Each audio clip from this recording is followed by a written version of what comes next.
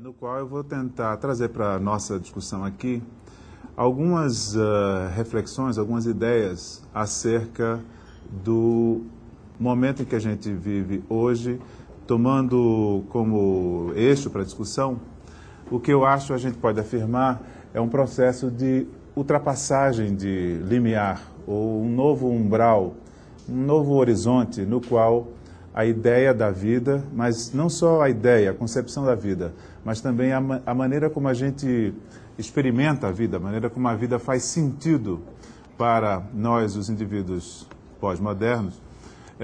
E vou já assinalar alguns nós assim, da exposição. Primeiro, dizer para vocês algo sobre a própria noção de vida, mas vou passar por isso rapidamente, apenas para a gente assinalar, por contraste, o que vem acontecendo hoje em dia, um momento no qual a própria ideia de vida, que sempre foi uma espécie de mistério insondável, um limite além do qual a reflexão humana não conseguia ir, e que hoje em dia se transformou em algo completamente objetivável e algo a ser, segundo alguns, superado, suplantado.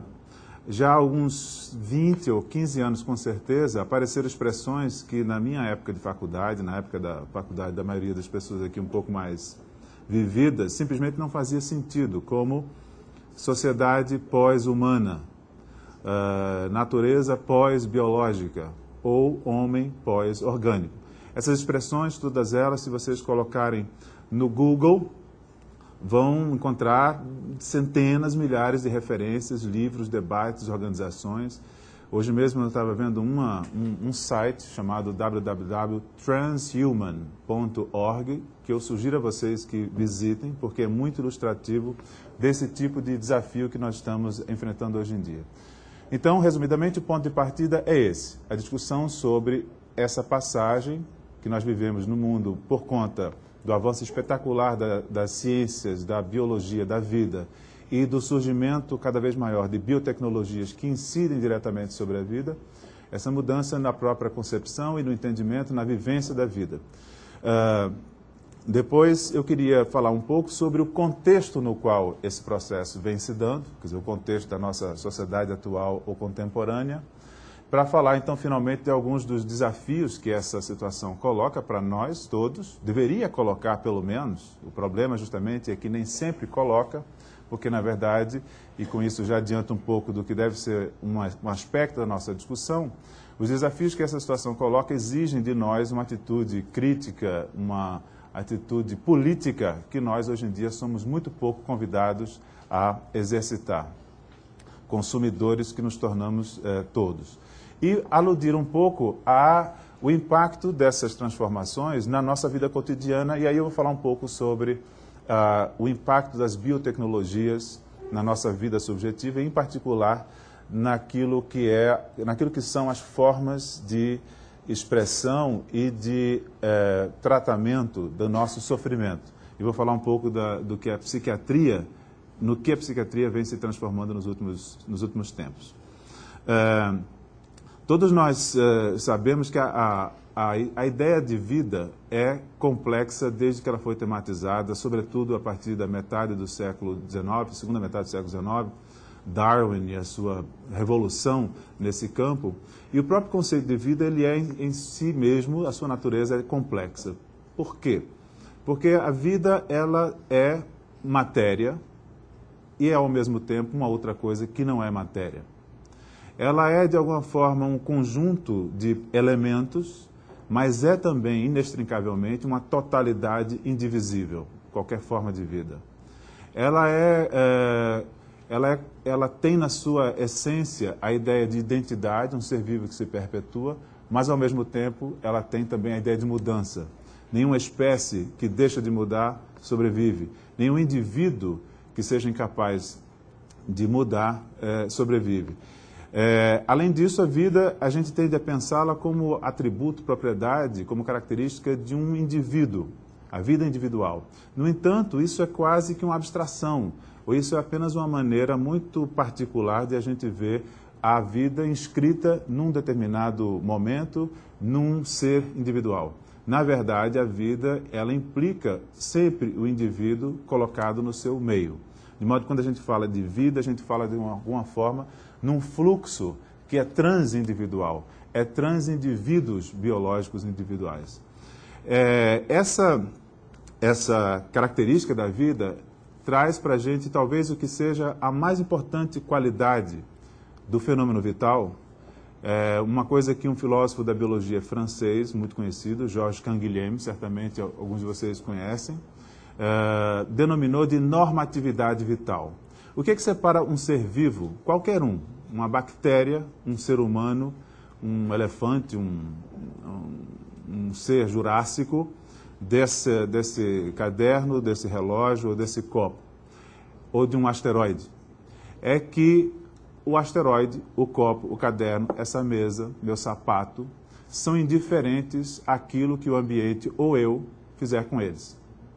Eu quebro esse copo, eu fundo, eu faço o que eu quiser, ele não responde a isso. O ser vivo é tudo menos indiferente ao que lhe acontece. O ser vivo, ele sempre é agente de valor, ele sempre responde de alguma maneira positiva ou negativa àquilo que acontece.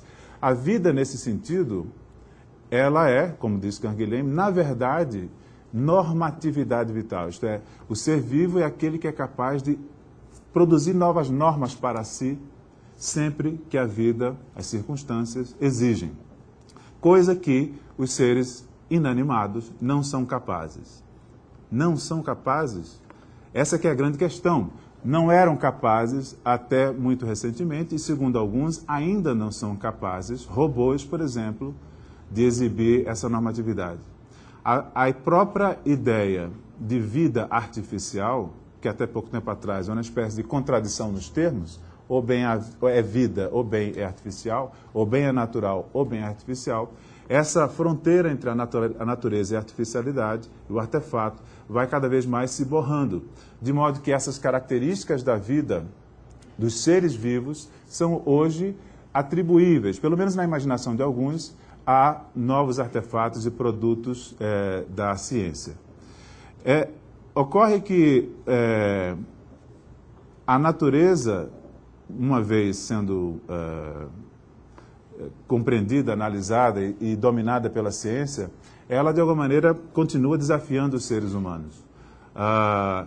Há uma espécie de promessa da modernidade, que está no nascimento da própria ciência moderna, a de controlar a natureza, de dominá-la, que hoje em dia, de alguma maneira, se encontra sendo superada por uma espécie de superação de um estilo de funcionamento da própria ciência.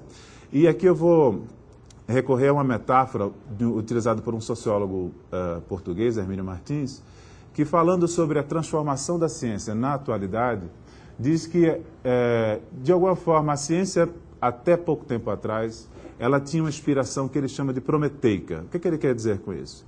É que a ciência, sobretudo a ciência moderna, ela, assim como Prometeu, desafiou os deuses no sentido de procurar dominar os mistérios da natureza, conhecer a natureza, conhecer a realidade e, com isso, produzir progresso, com isso, exibir a potência da razão, com isso, libertar o homem de muitos entraves ao seu desenvolvimento. Mas a ciência entendida como Galileu, Francis Bacon, como os grandes fundadores da ciência moderna, é ainda uma ciência, como Prometeu, que tem que se haver com os deuses. A ciência moderna jamais imaginou que a ela pudesse caber o conhecimento absoluto da realidade. A ciência moderna sempre se curvou diante de alguns mistérios, o mistério da origem de tudo, o mistério do fim de tudo, e, em especial, o mistério da vida. A vida sempre foi aquilo frente ao qual a gente simplesmente se curvava.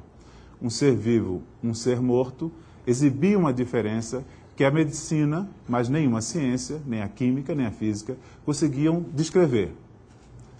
Canguilhem, em 1943, quando escreveu seu livro O Normal e o Patológico, dizia exatamente isso. A medicina não é uma ciência porque ela lida com alguma coisa que jamais será objeto de manipulação. O que? A própria vida, essa capacidade normativa, aquilo que ele chamava de posição inconsciente de valor. Há alguma coisa que você pode chamar de alma, mistério, sopro divino, elan vital, não importa, há alguma coisa que não é a mera junção dos elementos físico-químicos, que é o mistério da vida. Isso, de alguma maneira, a ciência sempre respeitou, até anteontem, até 2, 3 décadas atrás. Porque com a quebra, com a descoberta do genoma, sobretudo, com o desenvolvimento da biologia molecular, com a implantação das novas tecnologias de processamento de dados em velocidades e quantidades absurdas, o que hoje em dia se coloca como horizonte é a ideia de que, ao contrário do que pensavam os cientistas modernos, nós hoje podemos sim abrir a caixa preta da vida e desvendarmos os desígnios ou a natureza, a essência da vida.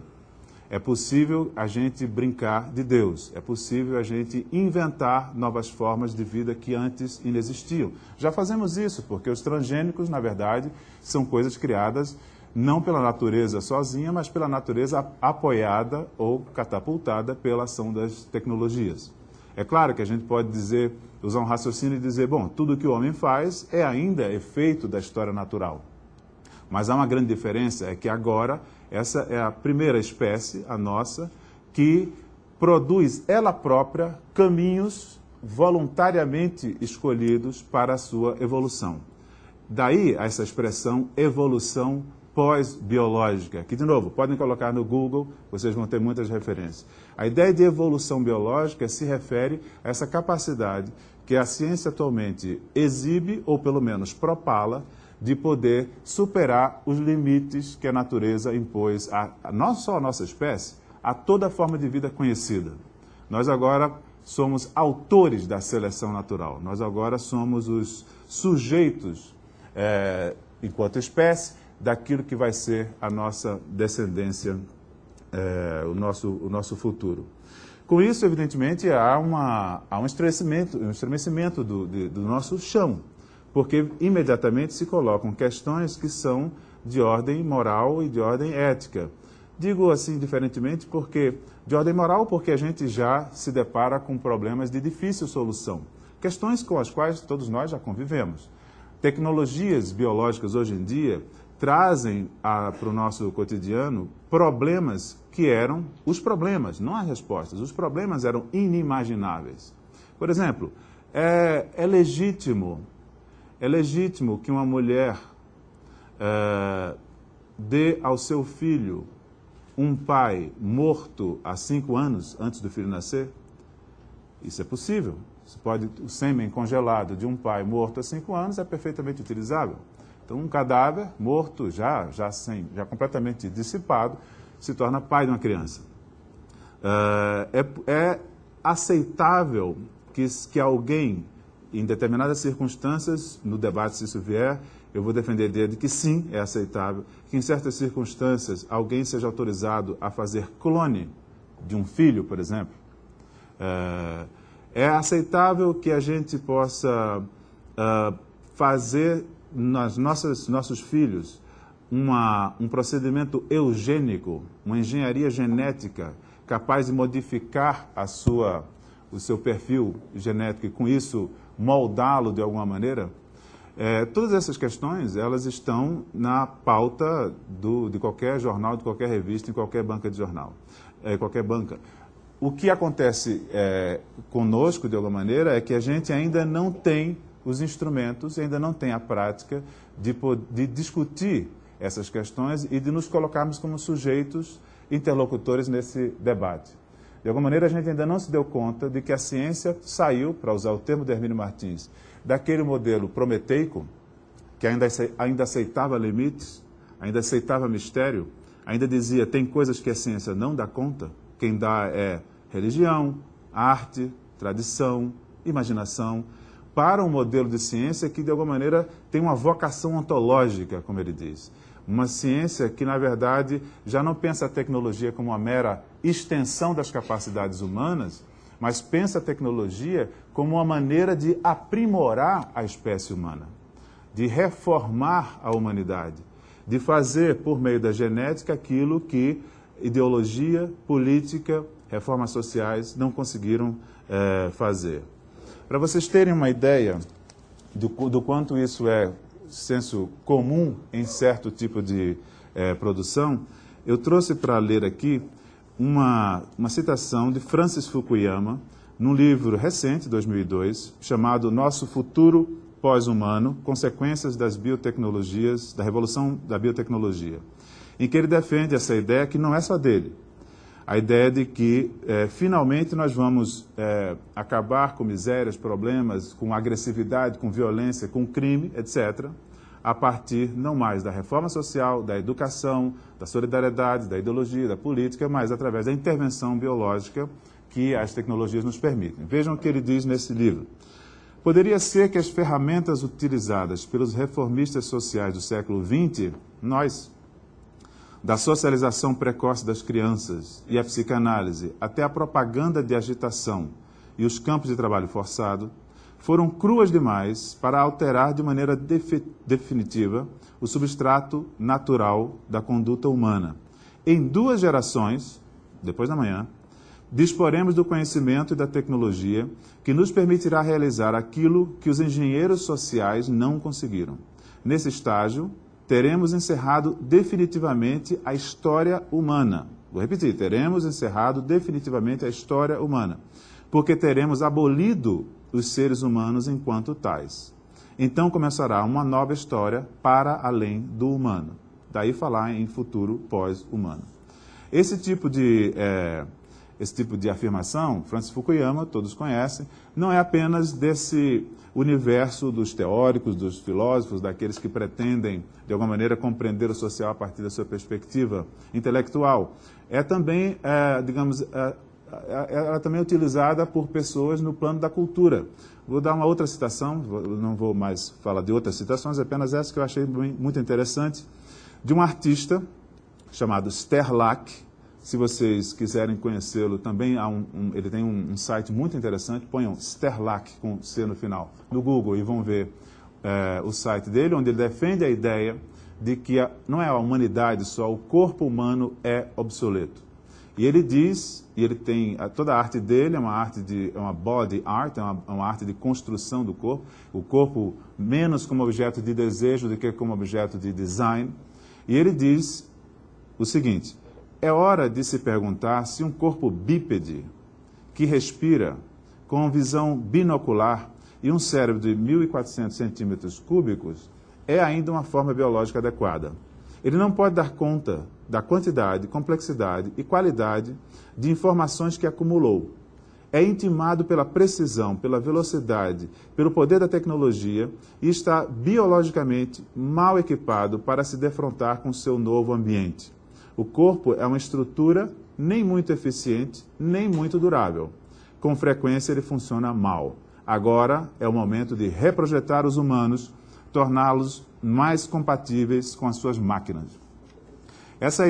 São afirmações, eu acho, bastante ilustrativas, né, do que é essa perspectiva com a qual a gente está convivendo. É curioso porque, de alguma maneira, a cultura atual, todos nós sabemos disso, é uma cultura de exaltação do corpo.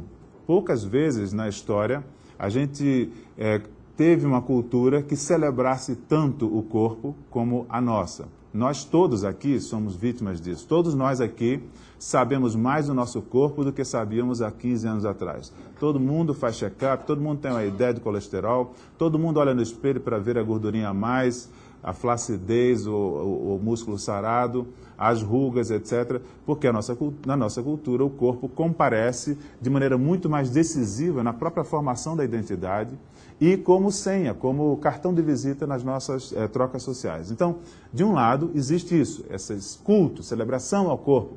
Mas é curioso observar que, paradoxalmente, há também, de alguma maneira, o oposto disso.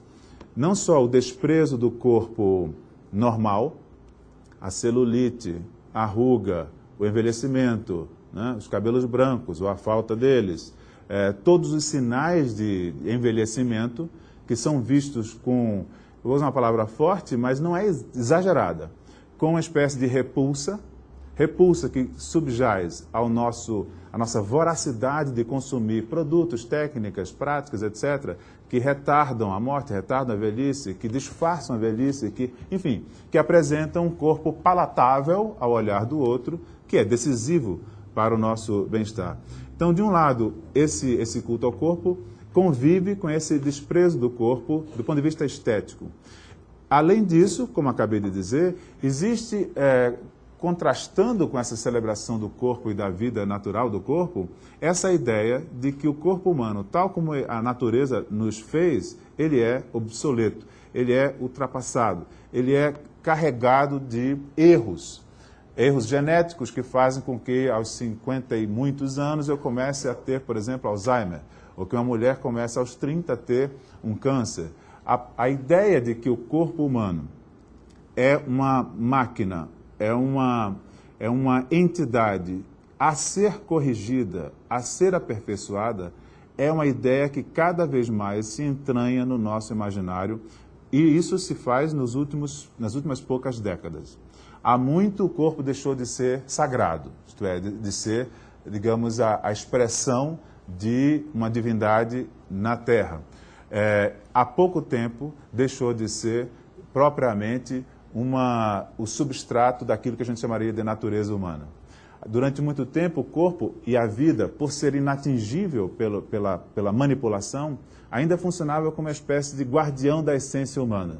Hoje em dia, já não tanto, porque a ciência promete, e em muitos casos já cumpre, a ideia de interferir nesse corpo, visando não só tratar os seus males, mas aperfeiçoá-lo, otimizá-lo, isto é, colocá-lo num patamar pós-humano mais superior, mais puro, mais durável, etc.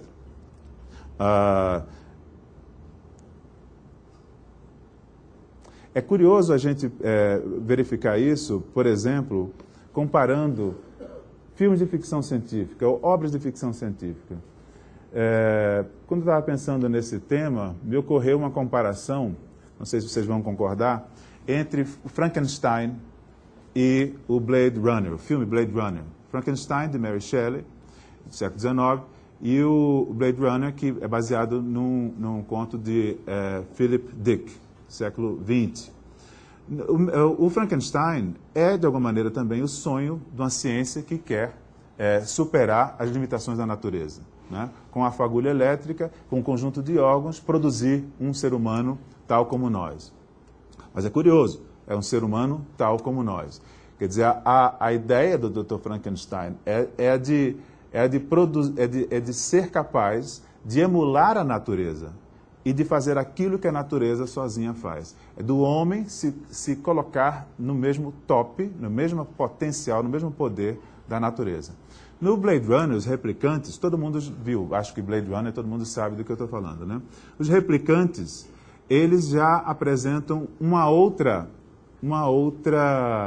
história. Porque os replicantes, como vocês se lembram, não é que eles sejam apenas como os humanos, eles são melhores do que os humanos. São mais fortes, têm mais inteligência para certas coisas, têm mais memória, são capazes de fazer aquilo que os humanos não fazem. A única coisa que eles ainda não têm, no início do filme, é autodeterminação, liberdade.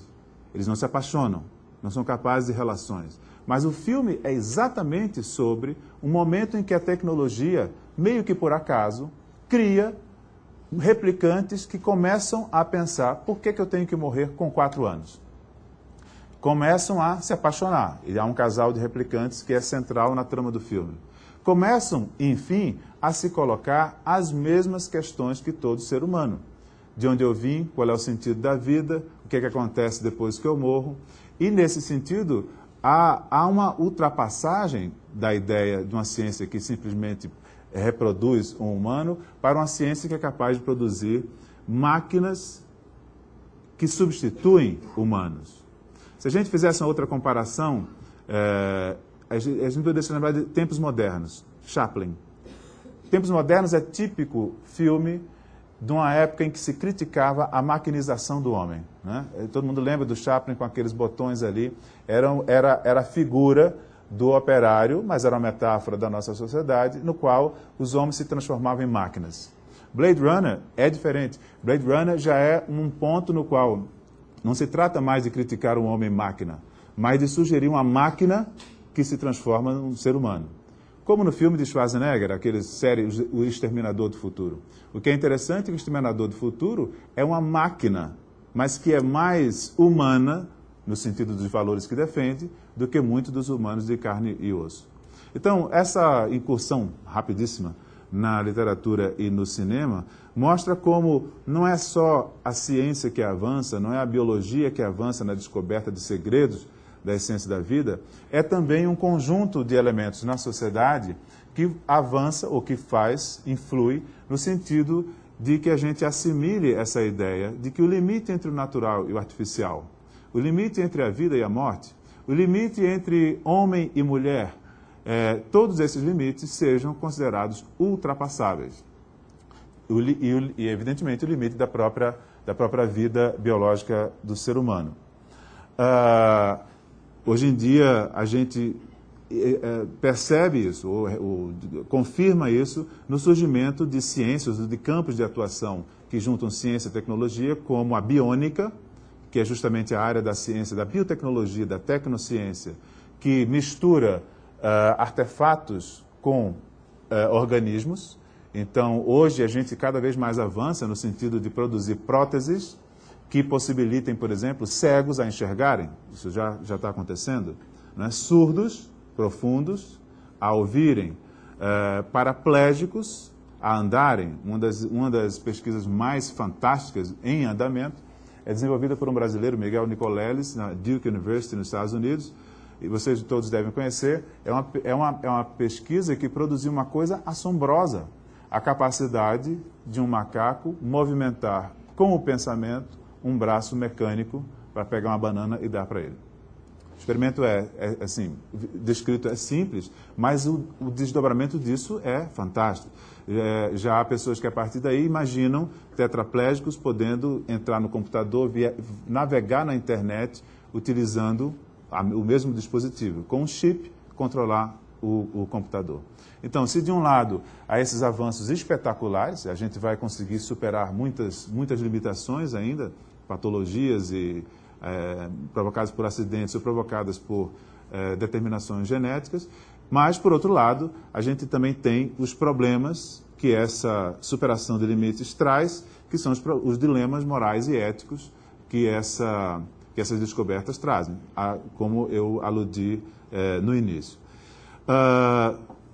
É importante, eu acho, para a gente pensar essa questão, lembrar que, quando eu falo de desenvolvimento da biologia, que é a ciência que hoje em dia, no início do século XX, desbancou a física, de certa maneira, como ciência paradigmática, né? A física foi, no início do século XX, a ciência paradigmática, com a descoberta da teoria da relatividade e a física quântica. A biologia, no início do século XXI, tomou o seu lugar. Ela é a ciência. Até porque, nos últimos 40 anos, ela invadiu campos aos quais ela era alheia. Por exemplo, hoje em dia a gente já fala de uma biologia da mente.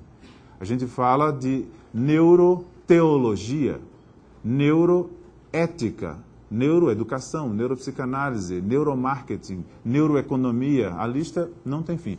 Todas essas palavras, põe no Google, há livros, debates, etc. Semana que vem eu vou estar em São Paulo discutindo neuroteologia. Uma expressão que há algumas décadas atrás simplesmente carecia de sentido.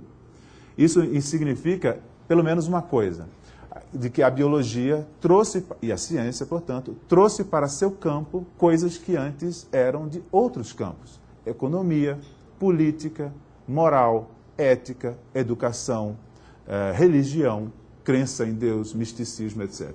Então, há esse avanço da biologia que decorre da própria lógica interna das descobertas dela.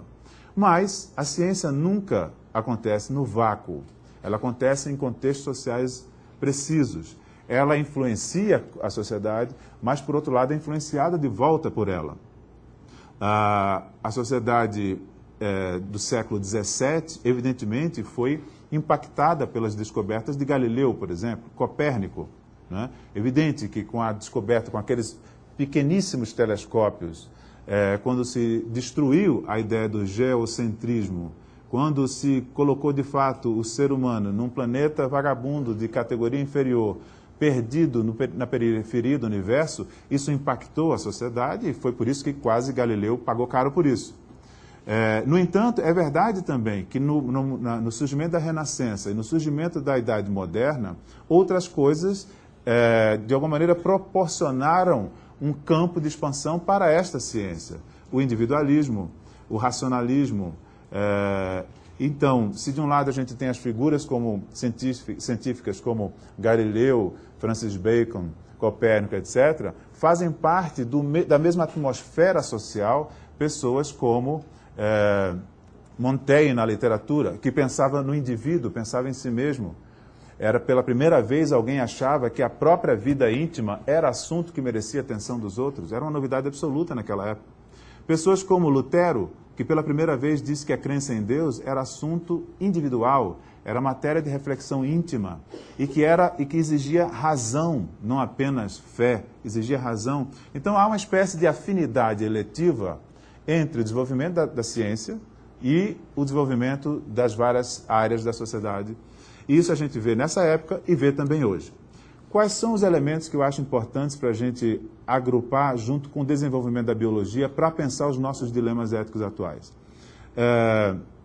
Em primeiro lugar, o fato de que, paralelamente, nessas últimas 3 décadas de desenvolvimento fantástico da biologia, desenvolvimento fantástico da biologia do cérebro, a gente viu desmoronar uma certa arquitetura sociopolítica que vigorou na maior parte do século XX.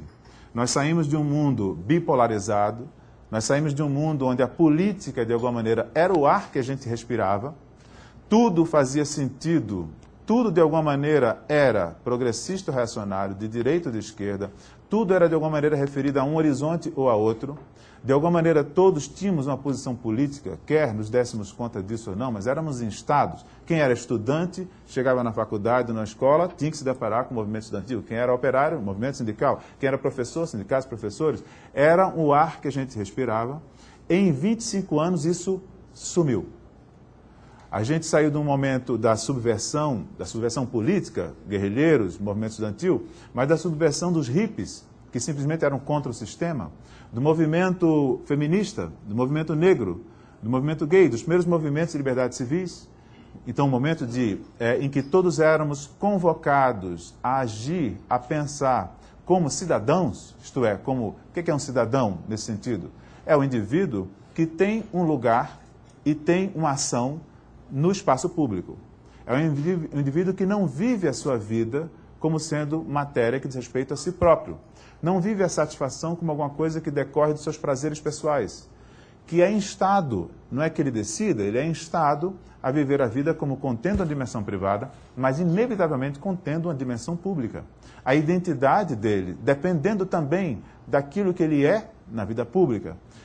Todo esse caldo de cultura foi fenecendo muito rapidamente a partir, se a gente quiser usar uma data simbólica, 1989, a queda do Muro de Berlim. Curioso porque 1989 são exatos 200 anos depois de 1789.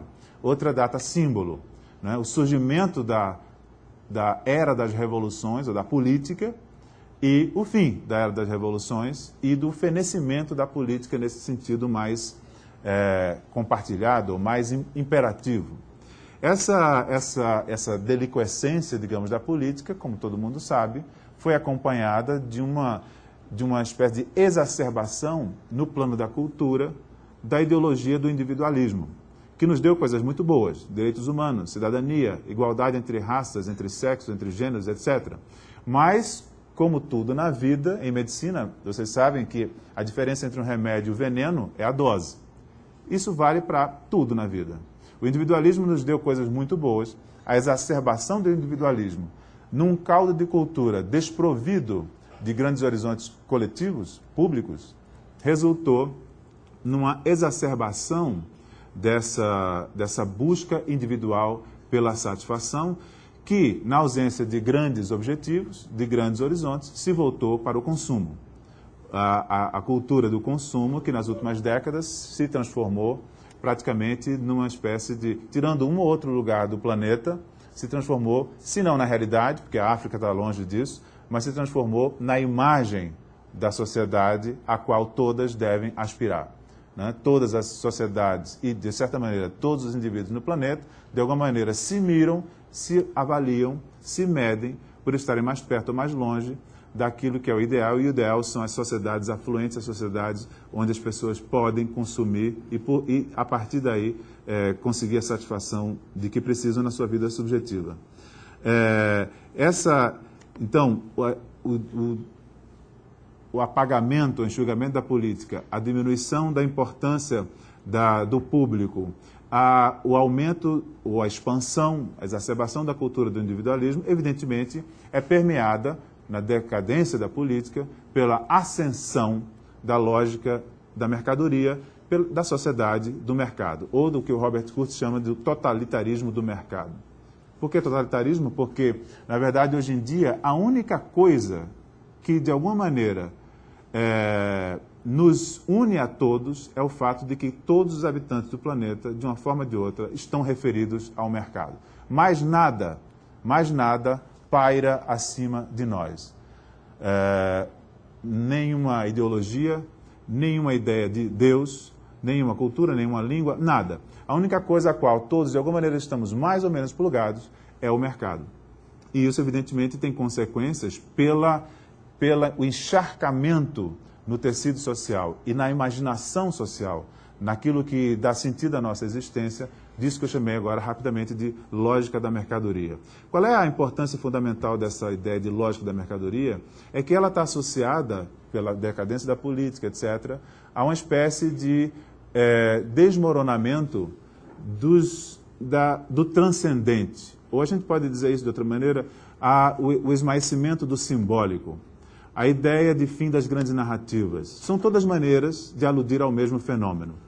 Qual? O de que nós hoje não somos mais governados pela ideia de que há alguma instância, pode ser Deus, pode ser um ideal religioso, pode ser um ideal político, um ideal ético, nada que nos imponha uma obediência ou uma lealdade ou uma filiação.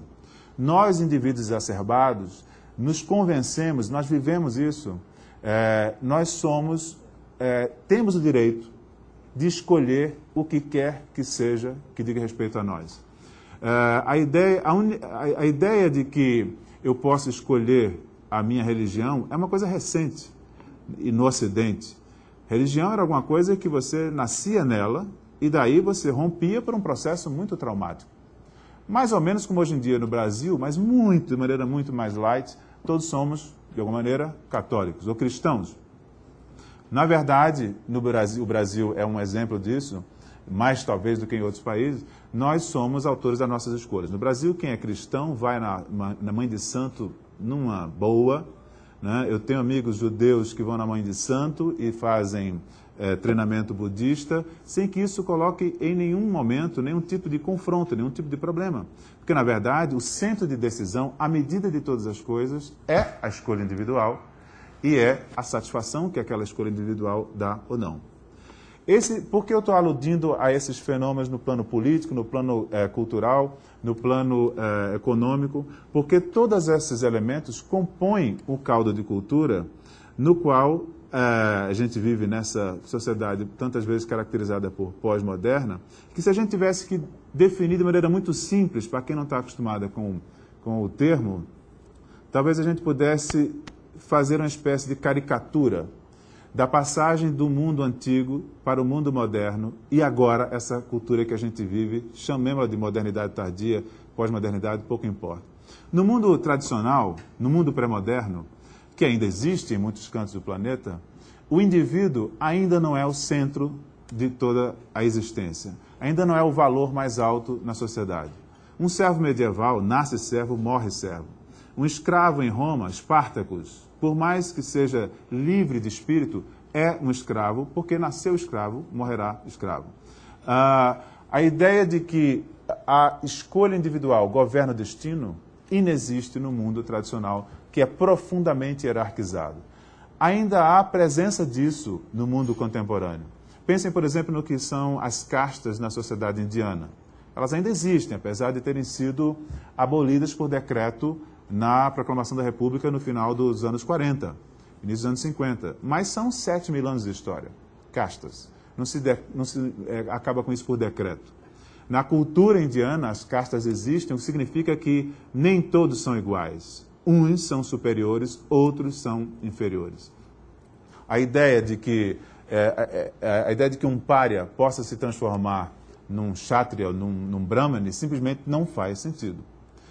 Essa ideia da hierarquia dominando a organização social implica que o indivíduo, quando se torna alguém encontrando o seu lugar naquela hierarquia. Bem, esse é um mundo encantado, é um mundo onde as significações sociais estão dadas de antemão. É um mundo que Weber dizia, um mundo que se desencantou quando a modernidade surgiu e disse a razão é a propriedade humana mais essencial, o homem é basicamente um ser racional, o mundo é para ser descoberto pela razão e, junto com o renascentismo, o individualismo, a ciência moderna, mudou drasticamente essa realidade social. Na modernidade, nós aprendemos que as nossas escolhas são valorosas porque é o indivíduo e não a totalidade social o valor predominante. Em termos psicanalíticos, a gente poderia dizer que aquele grande outro, que é aquela alteridade da cultura que nos antecede, que nos sucede, aquele conjunto de crenças, ideais, desejos, demandas, expectativas, aos quais nós respondemos para saber o que é que nós somos, aquilo que a gente responde para poder ser reconhecido e ser amado. Numa sociedade hierárquica, esse é muito mais compacto, muito mais liso, muito mais uniforme, muito mais dado e inequívoco. Numa sociedade moderna, isso já não é assim. Em vez de, digamos, um grande outro, nós temos uma multiplicação de outros. E é nesse caldo de cultura que surgiram opções políticas, opções religiosas, organizações conflitantes de sociedade. Esse quadro que deu o que nos deu de melhor a modernidade, justamente hoje em dia, nas últimas décadas, tende a se fragmentar. E se a gente fosse falar aqui dos autores que tratam disso, Zygmunt Bauman, todos os autores que, de alguma maneira, tomam a pós-modernidade, o Giddens, com a modernidade tardia, vão definir, entre as características fundamentais da cultura atual, a ideia de fragmentação, a ideia de dispersão identitária ou de multiplicidade identitária, a ideia de ausência de transcendência, que nos faz, então, de alguma maneira, desprovidos dessa grande alteridade, nos faz olhar para as alteridades pequenas, aquelas com as quais a gente pode estabelecer relações de posse, ou de controle, ou de domínio. É nesse caldo de cultura que, evidentemente, a sociedade do consumo ganha fôlego e ganha oxigênio. Nesse caldo de cultura, que eu espero ter dado para vocês traços caricaturais, é que a ciência biológica tem o seu boom. O que é que acontece como consequência de a biologia avançar tanto no conhecimento do funcionamento da mente, do funcionamento dos genes, etc., num mundo onde não há grandes narrativas, não há grandes símbolos, não há grandes ideais coletivos. E, por outro lado, o mercado rege as práticas humanas. É que os produtos, as tecnologias que a biologia engendra, se tornam rapidamente mercadoria, se tornam rapidamente produtos e são submetidos à lógica típica das mercadorias, como todas as outras. O que significa isso para a nossa questão? É que, de um lado, a gente tem um avanço da ciência que põe em discussão certos conceitos axiais. O que é a vida, o que é ser um humano. Até onde se admite que o humano se transforme por próteses e pela modificação artificialmente ordenada e ainda assim manter designação de humano. Já a gente que defende há 20 anos a ideia de que a gente deve abandonar essa ideia de humano, tão ancorado que nós estamos nela, e adotarmos a ideia de que nós somos transhumanos. O site transhumanism, ou transhumans.org, defende claramente essa ideia. Já nos anos 80, Donna Haraway, nos Estados Unidos, escreveu um famoso, hoje em dia, Manifesto do Ciborgue. Ciborgue é cibernética mais organismo. Em que ela defende essa ideia. O corpo humano, ele é limitado, ele está obsoleto, ele está ultrapassado. Na verdade, o que a cultura moderna nos deu foi liberdade de nos inventarmos, de sermos singulares, de sermos capazes de produzir uma maneira particular de ser. Nós não somos obrigados nem mesmo a nos submeter ao sexo biológico no qual a gente nasceu. A tecnologia já nos permite isso. A gente já vislumbra possibilidades de quimeras, isto é, de seres que têm material genético de diferentes espécies. Já existem, né? Porcos com genes de peixes, coelhos com genes de... aqueles bichinhos que piscam no escuro, de vagalumes e por aí vai. Então, num lado, a ciência nos coloca questões que são axiais. O que é a vida, o que é ser humano, qual é o limite daquilo que a gente deve aceitar, além do que a gente deve proibir ou impedir, que critérios a gente vai utilizar e, na verdade, esses desafios encontram uma cultura dominada pela ideia de tecnologia como produto, serviço a ser consumido pelas lógicas do mercado. Se há oferta, haverá certamente aqueles que compram e a gente encontra-se, nesse momento, de alguma maneira desprovido dos instrumentos e eu acho da atitude mental, da posição subjetiva, capaz de fazer face a esse movimento de forma crítica. Esse que é, digamos, o grande desafio que a gente tem hoje em dia. Já nos anos... Depois da Segunda Guerra Mundial, durante algumas décadas, a palavra eugenia tinha virado anátema, tabu. Se queria xingar alguém, chamava de eugenista. Hoje em dia, e por quê? Porque a eugenia, evidentemente, estava associada àquelas experiências nazistas e a ideia de que eugenia implicava controle pelo Estado, exclusão, dominação, expulsão dos diferentes, massacre dos inferiores, etc. e tal. Hoje em dia, na verdade, eu hesitaria em afirmar que existe alguém nesta sala que não é um eugenista. Porque a eugenia mudou de figura. A eugenia, isto é, a ideia de aprimoramento da espécie, a ideia de aprimoramento da descendência, a ideia de manipulação genética da humanidade, ela vem se tornando cada vez mais pervasiva. A eugenia já não é em si um problema, a eugenia é agora um problema que exige um equacionamento da sua aplicação. Essa é a tese que o Peter Sloterdijk defende num livro também muito polêmico, Regras para um Parque Humano, ele é um filósofo, em que ele diz explicitamente isso. O problema já não é mais se nós seremos eugenistas, se nós faremos programação genética. A questão agora é como, de que maneira, com que critérios.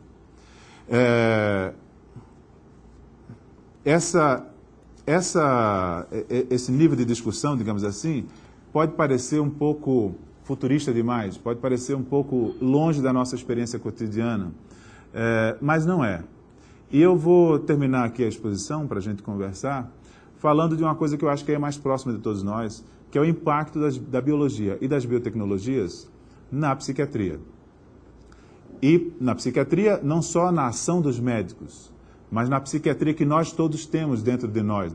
A maneira como nós entendemos o sofrimento, a maneira como nós entendemos que o sofrimento deve ser tratado. No início do século XIX, no início do século XX, final do século XIX, quando Freud inventou a psicanálise, a gente poderia dizer, nós vivíamos numa época dominada, galvanizada, pela chamada cultura da introspecção, cultura da interioridade. O homem dotado de um universo interior, o homem da psicanálise, o homem da psicologia, isso que nós ainda somos, digamos, exemplares, não existiu sempre. No mundo hierárquico, no mundo grego, a ideia de que a verdade de cada um de nós reside na nossa interioridade não tinha sentido. O que eu era aquilo que eu exibia. A minha vida pública determinava o que eu era. A verdade interior é uma invenção. Número 1 do cristianismo, Santo Agostinho, no século IV depois de Cristo. Número 2 da modernidade, com o individualismo, racionalismo e depois o romantismo. A história inventou essa ideia de que os seres humanos são dotados de uma abissalidade e que, portanto, quando sofrem, sofrem dentro dessa esfera da intimidade, dos sentimentos, dos valores contrastantes, do embate entre desejo e impossibilidade de realizar o desejo. Como Freud dizia, em 1908, a sociedade repousa sobre a coerção das pulsões. O homem freudiano era um homem já, número 1, indivíduo, portanto, se achando autônomo, livre. Só que, evidentemente, como Freud disse, não era senhor na sua própria casa. Era um homem que aprendia a ser livre, a ser autônomo, a ser o valor principal no universo humano e, no entanto, governado por desejos, sonhos, fantasias, sintomas que, como que fora dele, o constrangiam. Só que, evidentemente, emergindo de dentro dele. Então, o homem freudiano é um homem conflitado, dilacerado, dividido. É um homem que sofre porque tem enigmas.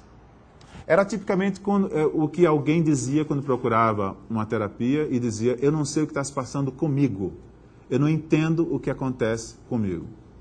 Esse tipo de colorido subjetivo, esse tipo de experiência intimizada, interiorizada, é uma das coisas que nesse contexto atual vai se diluindo, convivendo e sendo de alguma maneira substituído cada vez mais por uma experiência de si e, portanto, por uma experiência do sofrimento que é cada vez mais, mas numa velocidade impressionantemente rápida, substituído por uma forma de falar de si. E não é só uma forma de pensar sobre si, é uma forma de experimentar a dor que vai se distanciando da ideia de enigma, conflito interno, exigência de sentido, para cada vez mais ser vivido como uma dor que diz respeito a disfunção, desajuste, inoperância, incapacidade de cumprir certas performances físicas ou psíquicas.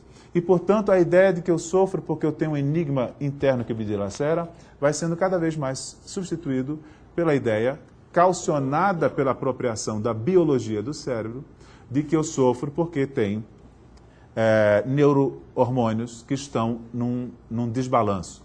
Tenho serotonina de menos nas sinapses e é isso que explica porque eu estou apático, triste, sem conseguir fazer projetos, sem conseguir dormir, chorando pelos cantos, incapaz de ter uma vida feliz. Aquilo que antes suscitava uma interrogação de si, cada vez mais hoje suscita uma intervenção sobre o corpo e sobre o cérebro, mediado pelas biotecnologias, em especial pelos psicofármacos. Essa é uma realidade cotidiana.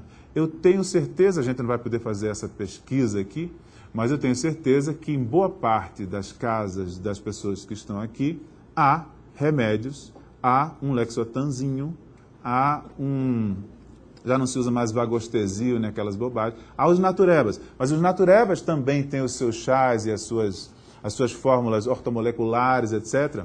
Todos nós, cada vez mais, somos adeptos da ideia de que se algo vai mal é porque há um funcionamento que vai errado e que ele precisa ser corrigido o funcionamento e não interpretado ou entendido o conflito. De maneira muito esquemática, isso aponta para um impacto enorme no nosso imaginário, na nossa experiência dessa onda que é social, cultural, política e científica com o avanço da biologia. Isso decorre de três coisas. O primeiro é esse, o avanço da biologia da mente, que é fantástico. A gente não sabia quase nada sobre a mente em termos biológicos até os anos 50. Dos anos 80 para cá, um avanço espetacular. A gente sabe mais hoje sobre isso do que nos últimos 100 mil anos. Do outro lado, a gente tem um processo interno à própria psiquiatria, que até os anos 50 era muito influenciada pela fenomenologia e pela psicanálise. Até os anos 50. Qual era o resultado disso? Era de que o sofrimento, os diagnósticos, eram sempre vislumbrados, eram dados, eram tratados, como dizendo respeito a essa espessura emocional. O que era estar deprimido? Era estar numa relação com o mundo característica do depressivo. Havia uma preocupação em entender como é que é estar deprimido. A fenomenologia e a psicanálise, como colocavam o olhar sobre como era a experiência vista de dentro, subjetiva, punha isto em relevo. A partir dos anos 60 e em especial nos anos 70, tanto a fenomenologia quanto a psicanálise vão sendo varridas da psiquiatria, varridas do diagnóstico psiquiátrico. Ocorre um movimento que os psiquiatras que fizeram isso chamaram de movimento de produção da psiquiatria descritiva. É o que faz com que hoje em dia a gente não tenha mais a categoria histeria, por exemplo. A gente não tem mais a categoria fobia, tem transtorno de fobia social. A gente tem transtornos. Nós somos agora portadores de transtornos. Não somos mais neuróticos isso, neuróticos aquilo. Há uma espécie de superficialização do sofrimento na descrição de comportamentos. Ser um deprimido hoje não é mais ter uma melancolia, um colorido afetivo diferente. Ser um deprimido hoje é simplesmente exibir certos comportamentos, certas condutas, que você tem numa lista de 8 ou 10, das quais, se você tem 6, você é elegível para o diagnóstico de depressão e, portanto, elegível para o tratamento, que é basicamente medicamentoso. Não é à toa que esse processo, que depois no debate eu posso esclarecer melhor, fez catapultar, número 1, o número de diagnósticos. No DSM-3, que é o sistema de classificação americano, mas usado no mundo inteiro, nos anos 60 e 68, havia 180 diagnósticos psiquiátricos. O atual tem quase 300 e vai ser reformulado, daqui a pouco sai o DSM-5, provavelmente com um número maior de diagnósticos. O que é que isso significa? Basicamente, a psiquiatrização ou a patologização da vida de uma maneira, a meu ver, excessiva. A grande parte, para vocês terem uma ideia, nos anos 50, apenas 0,5% das pessoas tinham diagnóstico de depressão. Por isso, inclusive, depressivos novos, praticamente era necessário dobrar a resistência da indústria farmacêutica, porque 0,5% da população é um mercado muito pequeno. O que acontece hoje em dia, a ideia, em qualquer manual de psiquiatria vocês vão ver, é que de 20% a 25% das pessoas nesta sala, em algum momento da vida, vão ter pelo menos um episódio de depressão. É evidente que isso significa uma ampliação brutal do diagnóstico da psiquiatria, da depressão. Por quê? Porque se tornou mais simples, não só médicos psiquiatras fazem desse diagnóstico, não só médicos psiquiatras receitam antidepressivos, hoje em dia a maioria dos antidepressivos não é receitado por psiquiatras, é por clínicos gerais, ginecologistas, dermatologistas, endocrinologistas, porque o diagnóstico ficou mais simplificado e é evidente que essa cultura que nós temos, ela também nos incita a corrigir disfunções muito rapidamente. Então, vou terminar para a gente poder conversar. O que eu queria aludir com esse exemplo da psiquiatria, muito rapidamente, é que aquela discussão que eu comecei fazendo, número 1, nós estamos vivendo um momento de virada na história das nossas relações com a vida. A vida, que era um mistério insondável, não é mais. Nós estamos vivendo um momento em que a ciência deixou de ser prometeica, no sentido de querer dominar, mas reconhecendo o seu limite, para ser fáustica. Isto é, que faz um pacto com o demônio, no sentido de liberar toda a sua capacidade de produzir essa vocação demiúrgica, ontológica, de produzir novas realidades.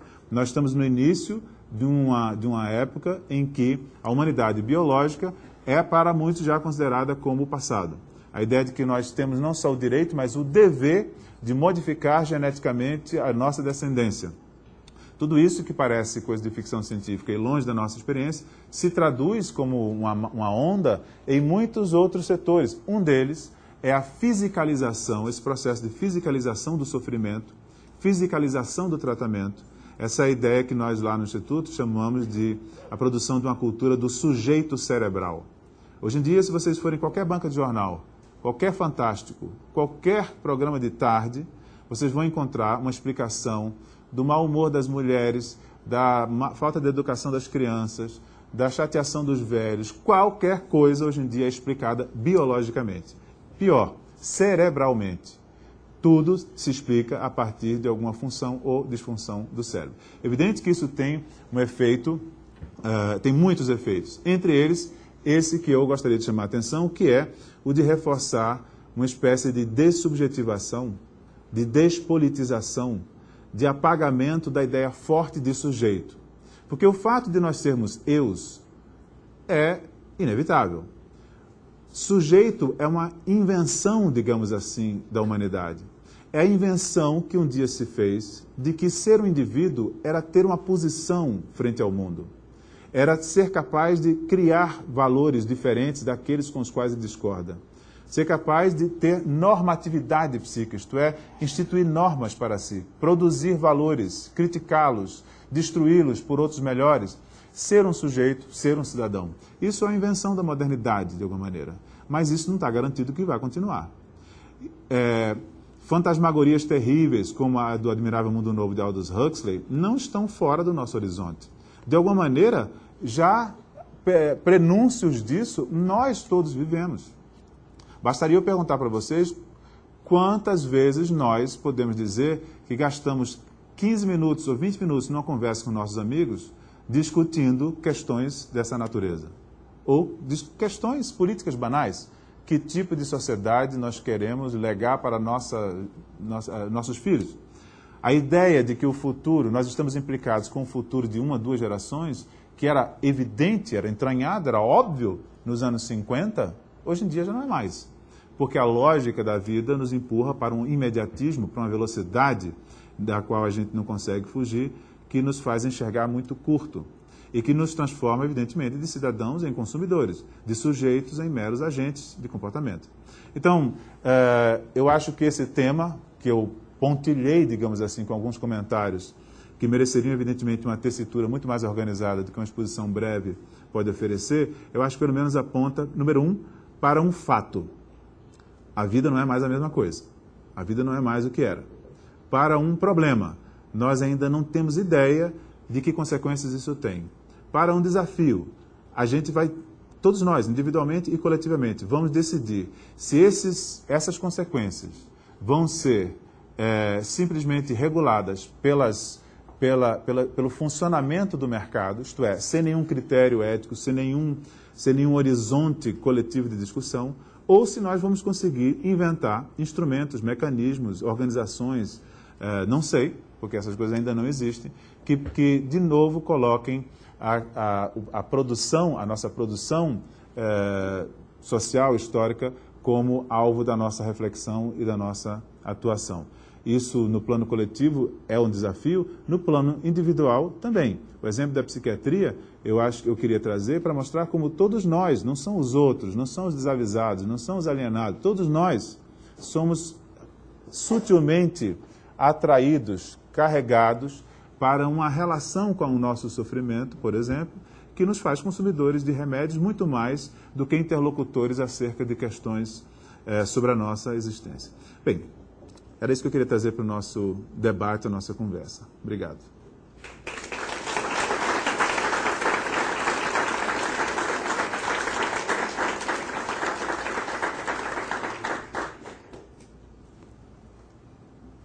Passamos às perguntas, por favor, e pedimos a todos para serem breves, por favor, de maneira que a maioria das pessoas possam participar. Muito obrigado.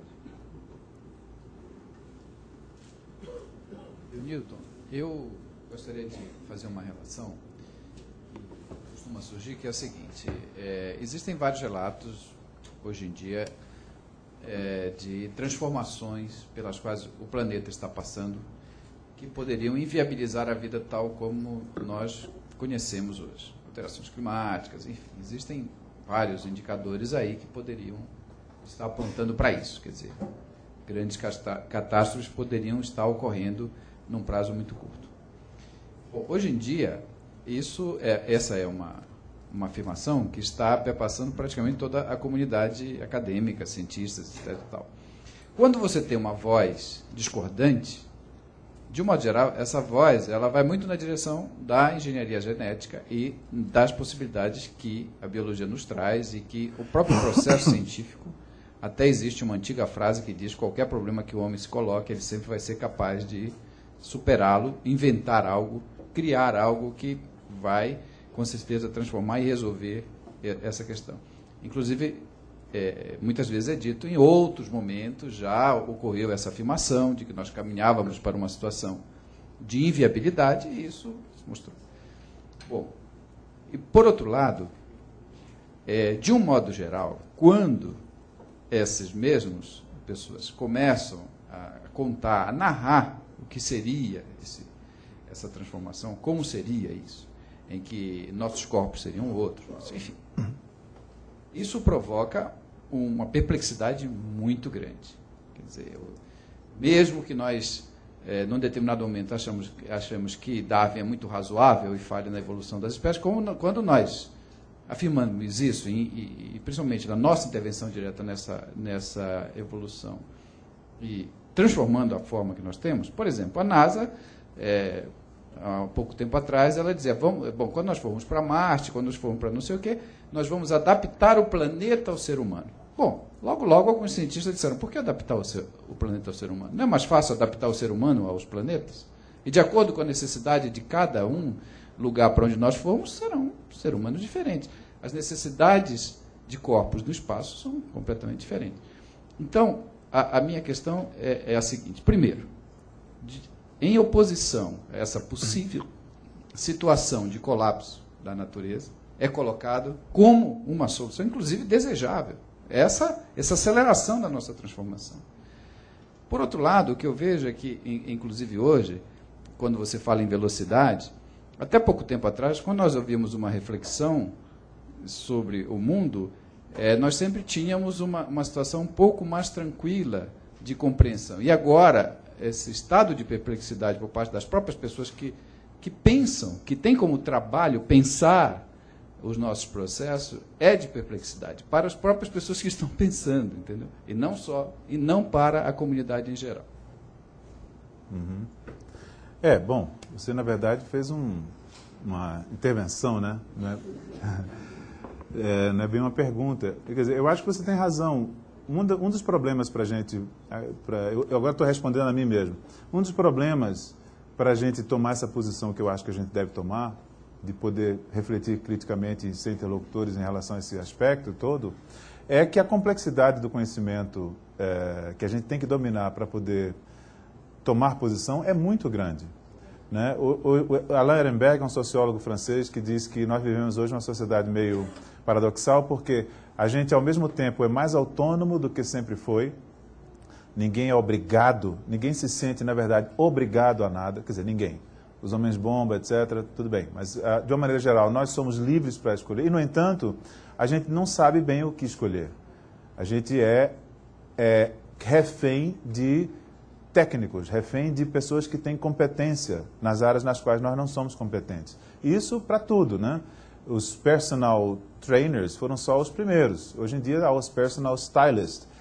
As pessoas que ensinam a você... Hoje, essa semana, eu descobri uma nova ocupação, que não sei como é que se chama, mas enfim, é um sujeito que pega o seu iPod, conversa com você, vê o seu perfil e lhe diz do que é que você gosta. E ele bota a música que você gosta de ouvir. E dá certo, tem gente vivendo disso hoje em dia.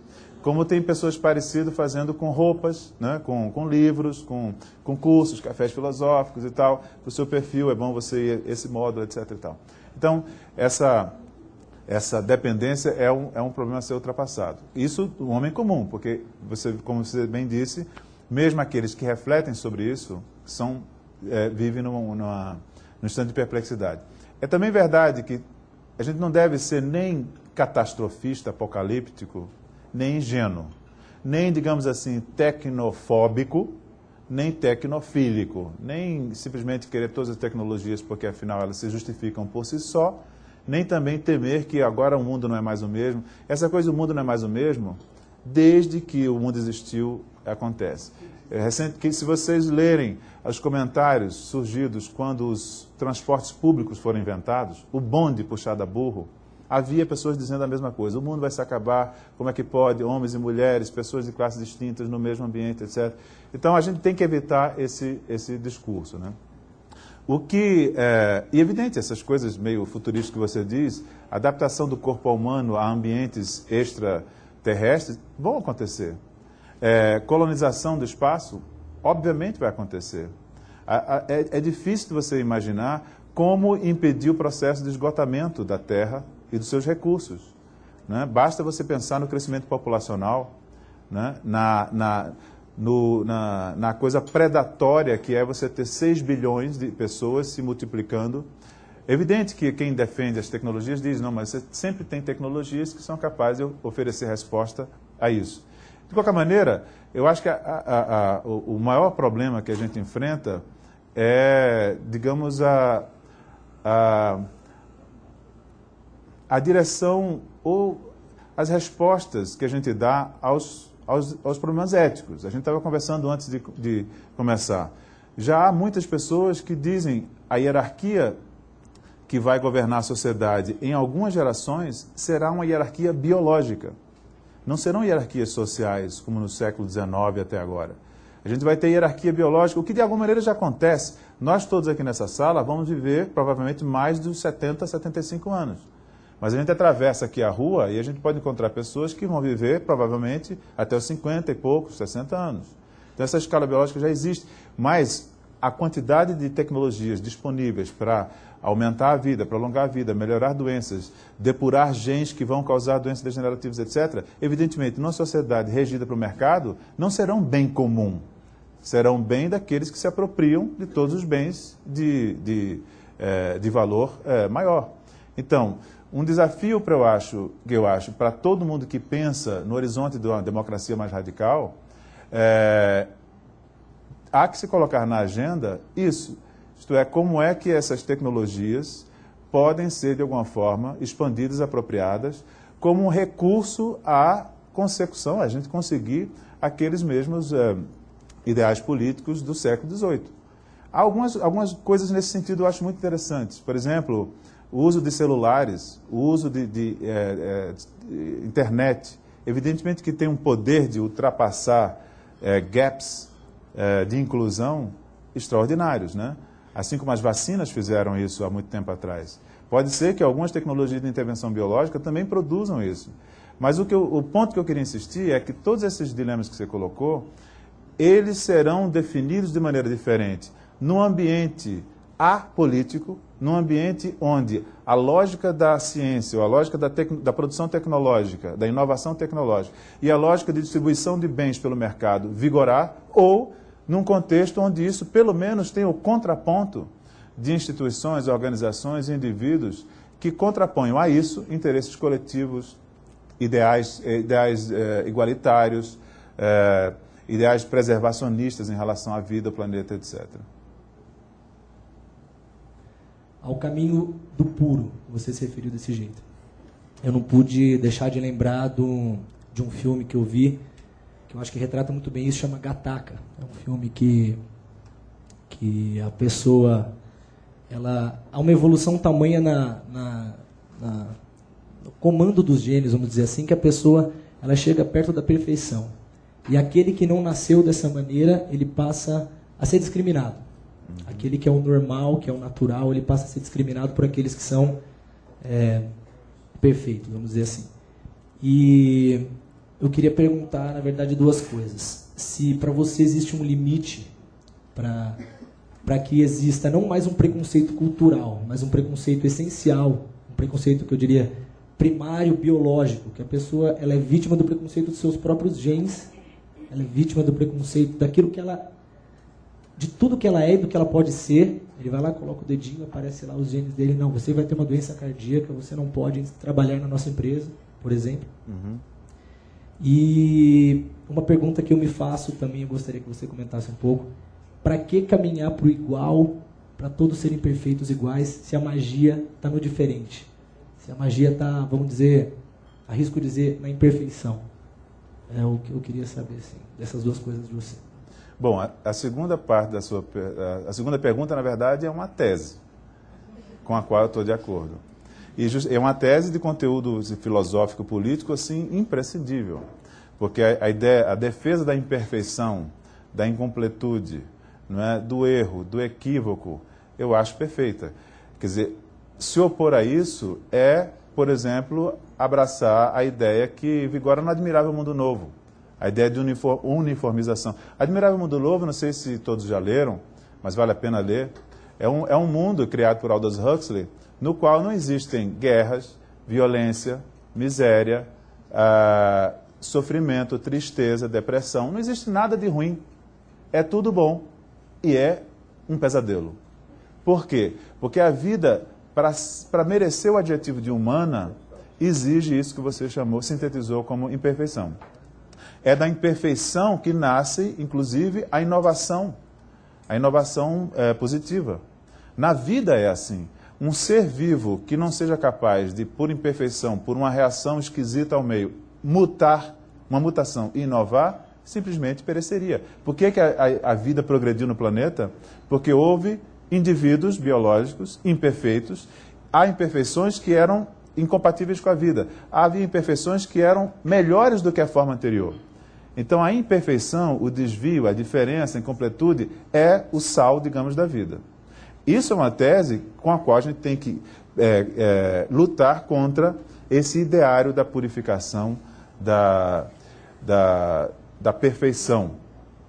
Quanto à questão que se falou desse filme Gattaca, é uma recomendação para todo mundo. Quem não viu, veja. Tem DVD.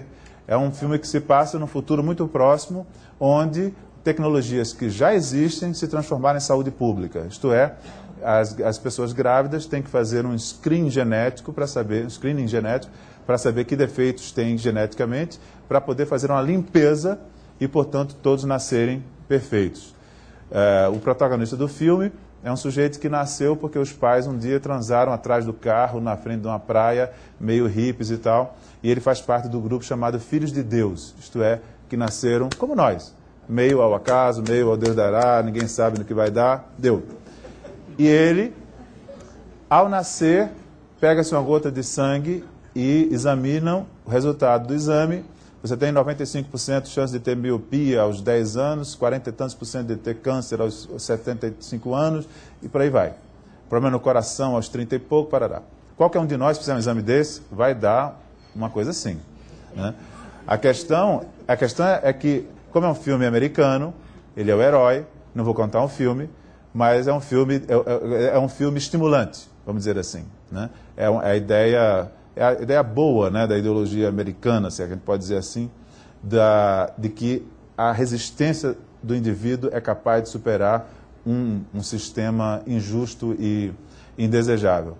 Mas eu queria chamar a atenção para uma coisa. De alguma maneira, nós já vivemos e reproduzimos um pouco dessa hierarquia biológica. Quando eu falei dos sarados, das gorduras e tal, eu estava aludindo um pouco a isso. Pensem, mas reflitam com sinceridade na maneira como todos nós, sei lá, quem puder, 20 anos atrás, 15, 10 para os mais jovens, mas os muito mais jovens nem têm essa experiência. Como é que nós víamos uma pessoa obesa? Um gordo. Jô Soares. Uma pessoa feita de Jô Soares. Como é que nós víamos isso há alguns anos atrás? Uma pessoa gorda. Aí você fica pensando, como é que você entra no avião com a Gol, que é aquela coisinha tão estreita e tal? Você pensava nesse tipo de coisa. Hoje em dia, o olhar social sobre pessoas, o obeso é só um exemplo, que tem algum desvio em relação aos padrões de perfeição, é um olhar hierarquizante, é um olhar moralizador. Nós olhamos para uma pessoa obesa e a gente não sabe se tem um problema genético, se tem um problema endócrino, não sabe de nada.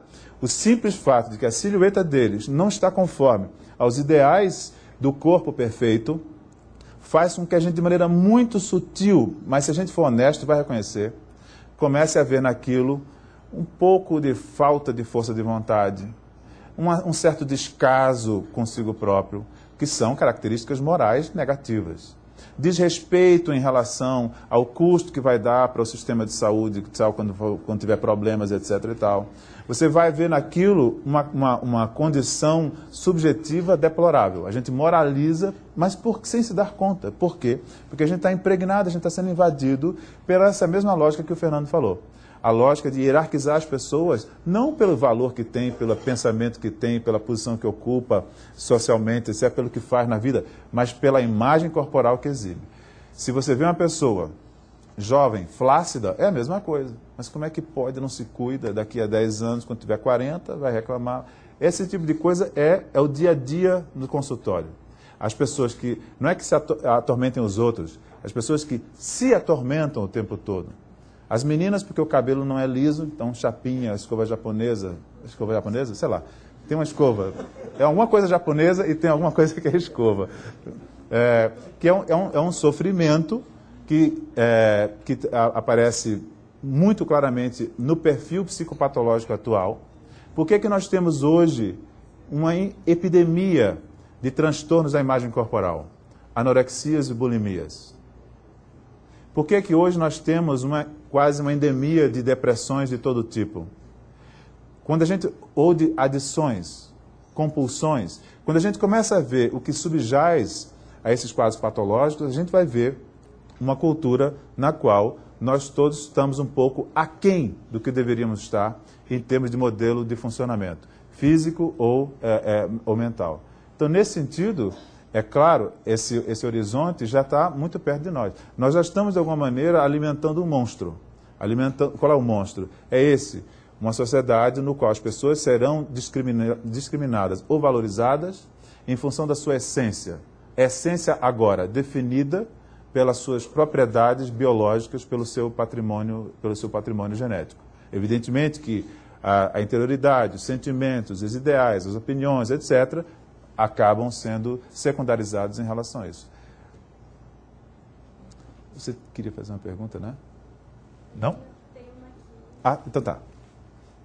Boa noite, professor. O que o senhor pensa sobre a necessidade da ferramenta religião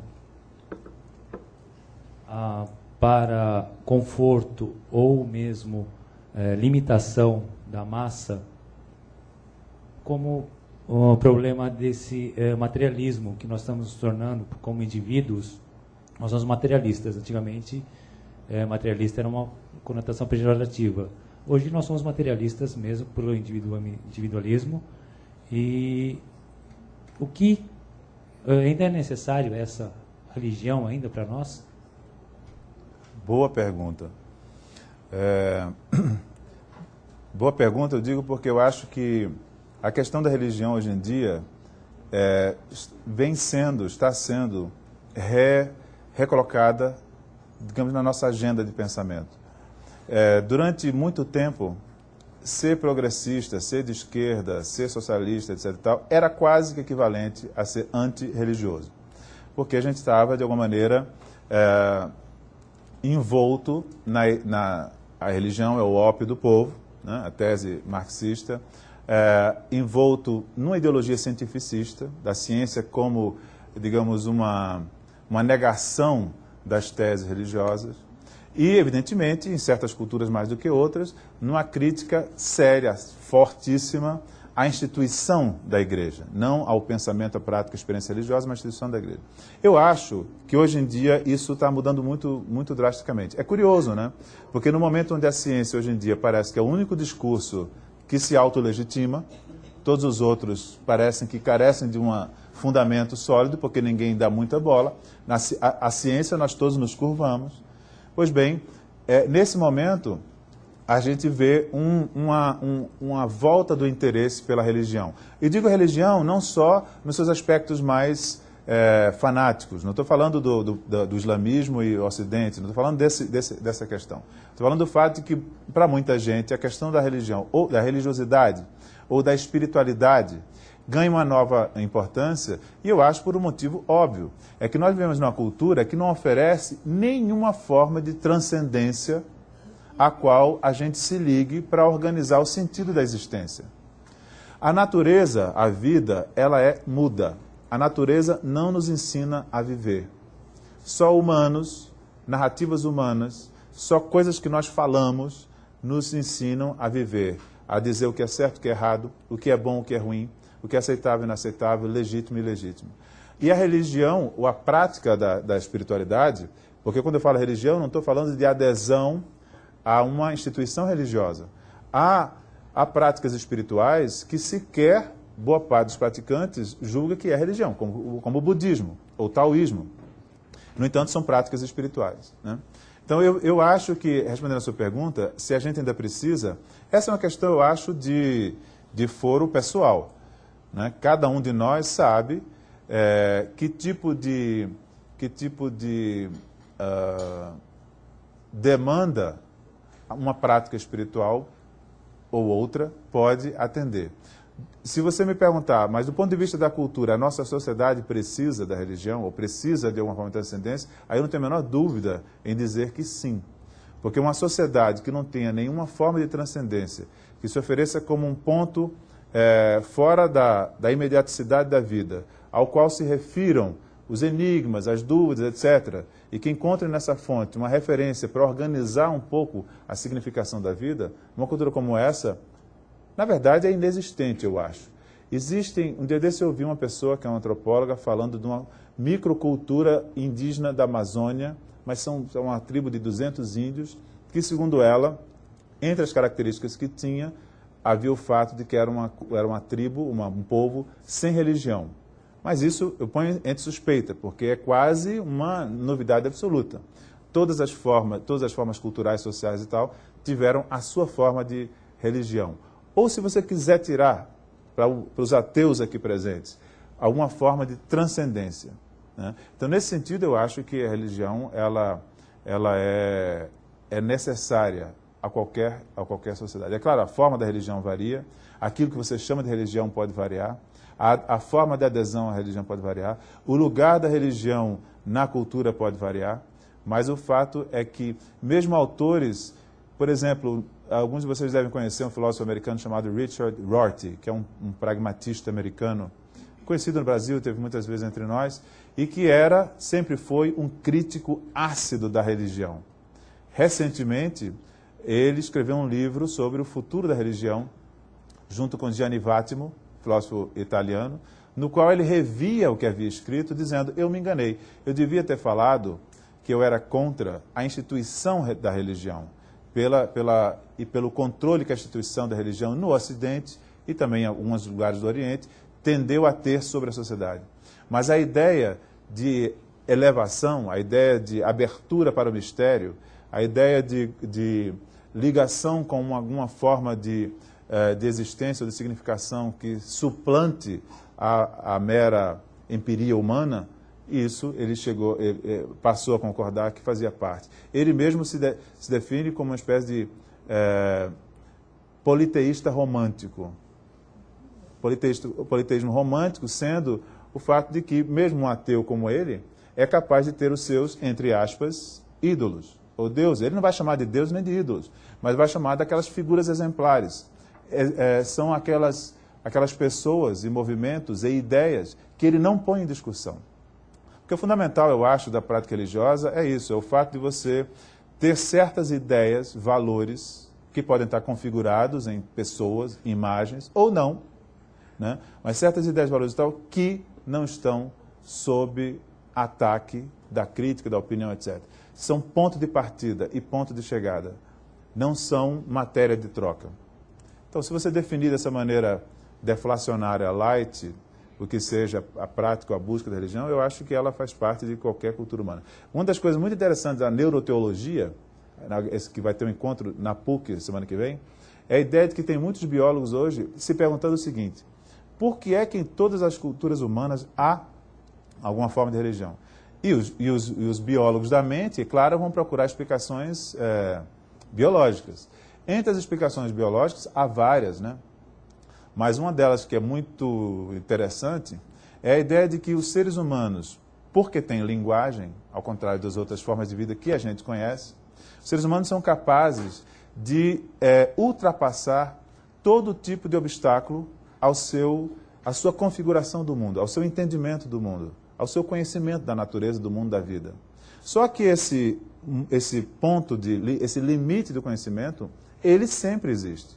Senão nós alcançaríamos a mente de Deus. Veríamos tudo de maneira absoluta. Nós não temos essa possibilidade. Nós somos, como dizia Nietzsche, perspectivistas. Nós somos seres encarnados. Nós só olhamos para frente, não olhamos para o lado nem para trás. Né? A gente, com isso, tem um espectro de visão do mundo que é diferente dos animais que têm olhos assim. Só isso já nos dá uma maneira de configurar a realidade própria. A gente escuta menos do que um cachorro. A gente sente o ambiente menos do que um tubarão, mas a gente tem essa ferramenta fantástica que é a linguagem, que produz uma reconfiguração constante do mundo, da vida, do eu, da nossa experiência. E eles começaram, então, a defender a ideia de que a religião, isto é, a ideia de que há uma potência cognitiva, afetiva, criadora, além do humano, como sendo uma espécie de hipótese, como sendo o exercício de uma hipótese, que os seres humanos sempre serão lançados a fazer para dar conta daquilo que não são capazes ainda de descrever com as suas ferramentas atuais. Nesse sentido, a gente sempre terá alguma coisa que a gente desconhece, cuja explicação vai ser dada por uma coisa ainda não humana. Que esse limite seja móvel, não há problema, porque a tese deles é de que, nesse sentido, é de que a religião é uma espécie de consequência inevitável da nossa condição.